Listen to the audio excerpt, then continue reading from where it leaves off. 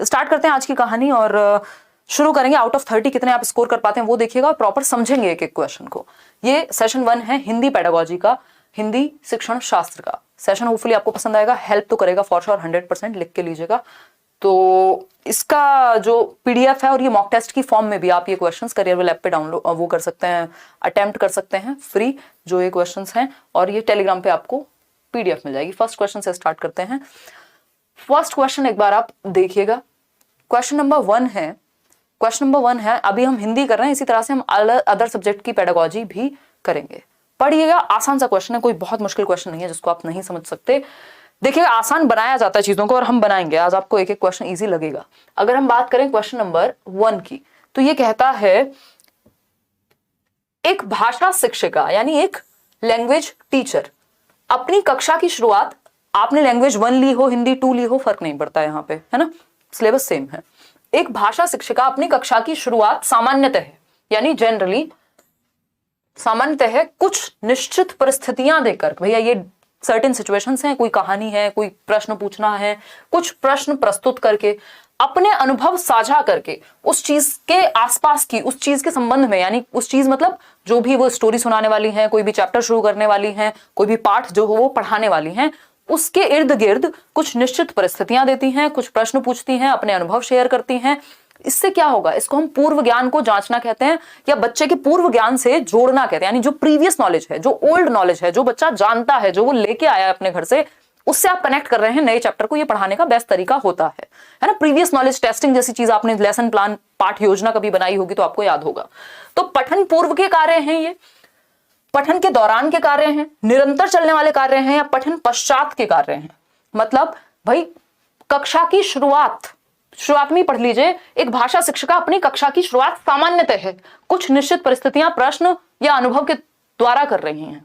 मतलब शुरुआत भी नहीं हुई है अभी, पठन पूर्व के कार्य हैं, वो पाठ आप पढ़ने वाले हैं, है ना, वो पाठ आप पढ़ने वाले, लेसन अभी स्टार्ट होने वाला है, उससे पहले ये कुछ सवाल हैं जो, या ऐसी कुछ कुछ भूमिका बनाना है, रेडी कर रहे हैं। अगर थॉर्नडाइक के नियम को देखें हम, लॉ ऑफ रेडीनेस को, तो ये तत्परता का सिद्धांत पे कहीं ना कहीं बेस्ड है ये क्वेश्चन, कि पहले बच्चों को तैयार तो महसूस कराएं, है ना। तो अगर बच्चा तैयार होगा, नहीं तो फिर वही होगा कि आप घोड़े को कुएं तक ले जा सकते हैं, पानी के पास तक ले जा सकते हैं, पिला नहीं पाएंगे। तो ये जरूरी है कि बच्चा तैयार हो। तो ये पठन पूर्व के कार्य हैं, एक्टिविटीज बिफोर रीडिंग है। इतनी बात क्लियर है, कोई मुश्किल बात नहीं है, बहुत आसान से सवाल हैं। थोड़े थोड़े आप अगर इनको प्रैक्टिस भी कर लेंगे, सिर्फ प्रैक्टिस सेशंस भी देख लेंगे, तो भी आप बहुत अच्छा कर पाएंगे। ठीक है। प्रीवियस ईयर दिवाली की साफ सफाई में मम्मी ने नौकरानी बना दिया है। कुमारी अगर मम्मी देख रही होंगी ना कंचन, ये तो आज बना देंगे, अब तक बनाया हो ना बनाया हो। देखिएगा एक बार, अगर हम बात करें पठन के दौरान के कार्य, भाई पठन के दौरान तो जब रीडिंग चल रही होगी, ड्यूरिंग रीडिंग अभी तो शुरू ही नहीं हुई है रीडिंग, ठीक। निरंतर चलने वाले कार्य हैं, अभी कहां कुछ चला है, अभी तो शुरुआत है। पश्चात मतलब ये तो आफ्टर रीडिंग हो गया, होमवर्क टाइप, उसकी तो बात ही नहीं हो रही। तो पठन पूर्व के कार्य, A option is the right answer over here. आगे बढ़ेंगे, नेक्स्ट क्वेश्चन का आप पोल देंगे।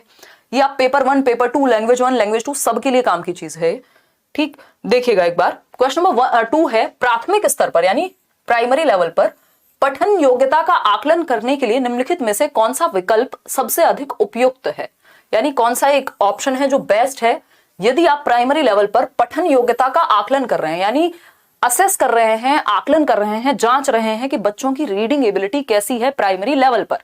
ज्यादा अंतर नहीं आता, यहां प्राइमरी नहीं भी लिखा होता तब भी आंसर यही होता, ठीक है ना। तो प्राथमिक स्तर पर पठन योग्यता का आकलन कि बच्चों की रीडिंग एबिलिटी कितनी है, कैसी है, इसी क्वेश्चन को इंग्लिश में बदल के दे देगा, दैट्स इट। इसलिए मैं ट्रांसलेट करके डिस्कस करती हूं कि आपके सामने यही क्वेश्चन जब इंग्लिश में आए, क्योंकि सिलेबस अलग नहीं है, हिंदी इंग्लिश पेडागोजी का सब सेम है, यानी लैंग्वेज पेडागोजी का। प्राथमिक स्तर पर पठन योग्यता का आकलन, वर्णमाला की पहचान करके। ये क्वेश्चन कितनी बार, इतना रिपीटेड क्वेश्चन है, इतना रिपीटेड क्वेश्चन है, मतलब मोस्ट रिपीटेड क्वेश्चन कह सकते हैं। ये हर बार, लगभग हर बार पूछा जाता है, ये क्वेश्चन भर भर के पूछा जाता है ना। ये 5 स्टार वाला क्वेश्चन है, ठीक।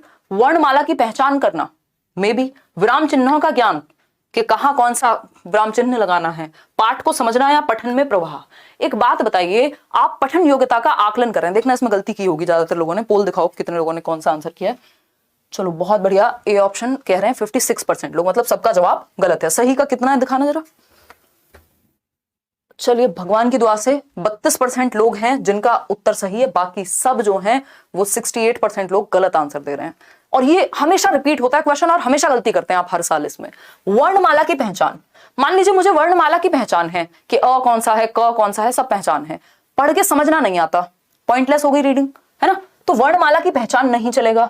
विराम चिन्हों की पहचान है और समझ में अर्थ आता नहीं है, फिर मैं क्या बन जाऊंगी, चतुर रामलिंगम बन जाऊंगी, 3 इडियट वाली, कि मेरा ध्यान समझने पे नहीं है, अर्थ निर्माण पे फोकस नहीं है, मुझे समझ में कुछ आया नहीं लेकिन मैंने सब कुछ पढ़ दिया। तो पाठ को समझना ये सबसे ज्यादा महत्वपूर्ण होता है, इसको अर्थ निर्माण कहते हैं। दूसरे शब्दों में हर साल इसी को घुमा करके अर्थ निर्माण पूछा करता था, लेकिन आपको घुमा दिया आंसर ने। सिर्फ 32% लोग सही उत्तर दे पाए। अर्थ निर्माण, पाठ को समझना, पठन में प्रवाह, आप बहुत फ्लुएंटली पढ़ लेते हैं, प्रवाह से पढ़ते हैं, समझ में कुछ आता नहीं है, तो ऐसे बच्चे को रट्टू तोता कहेंगे, ठीक ना।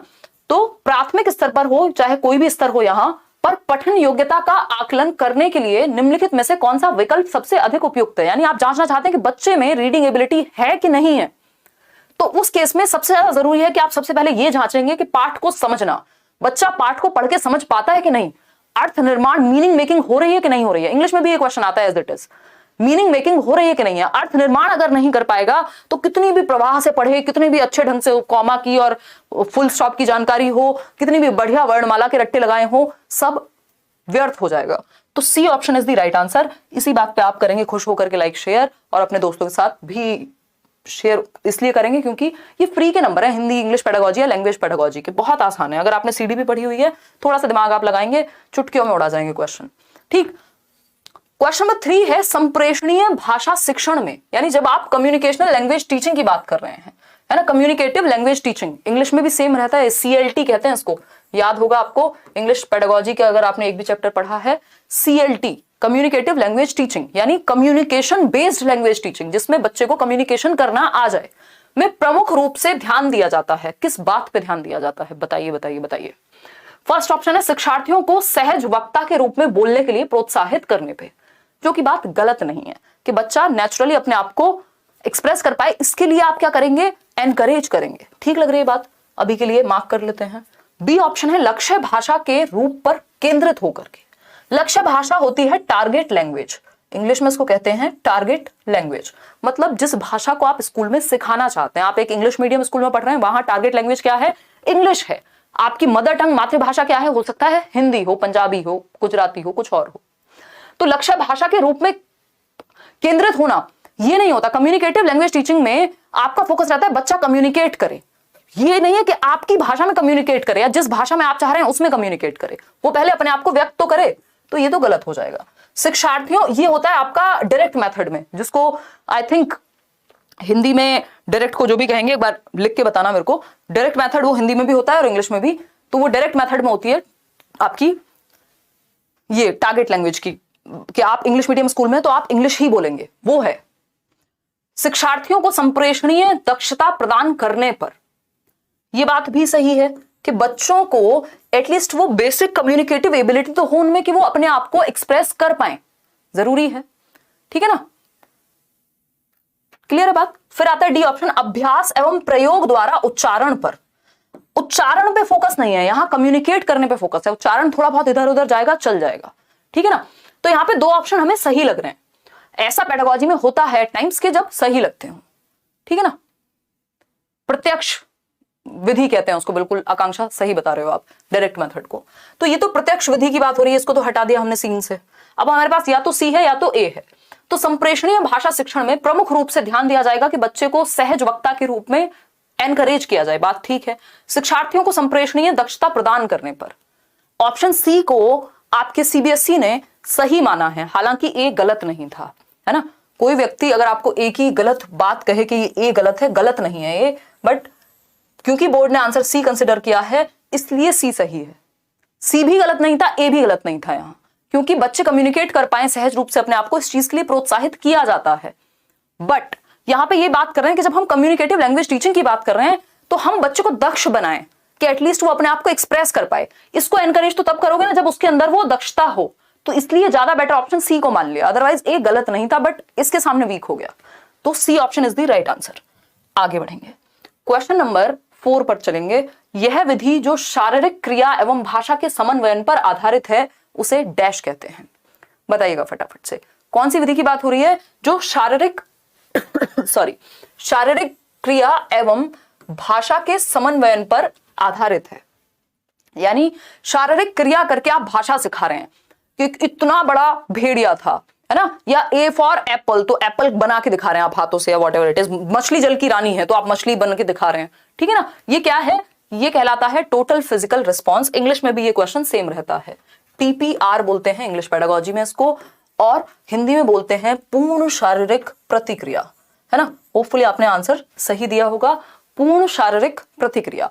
यानी शारीरिक क्रियाओं के थ्रू, जब आप मछली की बात कर रहे हैं तो आप कह रहे हैं मछली जल की रानी है, मतलब आप फिजिकल एक्टिविटी, आप कह रहे हैं बच्चों को मेरे पीछे रिपीट करो वैसी ही फिजिकल एक्टिविटी जो मैं करा रही हूं, कोई कविता या कोई पाठ पढ़ाते हुए, तो इसको पूर्ण शारीरिक प्रतिक्रिया, टोटल फिजिकल रिस्पॉन्स कहते हैं। कार्य आधारित भाषा अधिगम, ऐसा नहीं है कि कोई वर्क बेस्ड है, कोई सहयोगात्मक, संप्रेषणात्मक, नथिंग, शारीरिक क्रियाओं का प्रयोग किया गया है, पूर्ण शारीरिक प्रतिक्रिया कहते हैं। सिंपल फैक्चुअल क्वेश्चन है, इसमें मैं और आप कुछ नहीं कर सकते। इस सीधा टू द पॉइंट क्वेश्चन पूछा है, जैसे पूछ लिया हो कि प्याजे की कितनी स्टेजेस हैं, वैसा क्वेश्चन था, ये फैक्चुअल क्वेश्चन था, ठीक है ना। क्वेश्चन नंबर 5 देखिएगा एक बार, क्वेश्चन नंबर 5 देखिए फटाफट से और जवाब दीजिए। बुनियादी साक्षरता, जो बेसिक लिटरेसी की हम बात करते हैं, एवं संख्या ज्ञान, जो आपका नंबर नॉलेज है एक तरह की, कि पूर्व अपेक्षित शर्तें क्या हैं। मतलब जब आप बेसिक लिटरेसी की बात कर रहे हैं या न्यूमरेसी स्किल्स की बात कर रहे हैं, तो उसमें फर्स्ट प्री रिक्वेस्ट क्या है, शर्त क्या है, बताइएगा।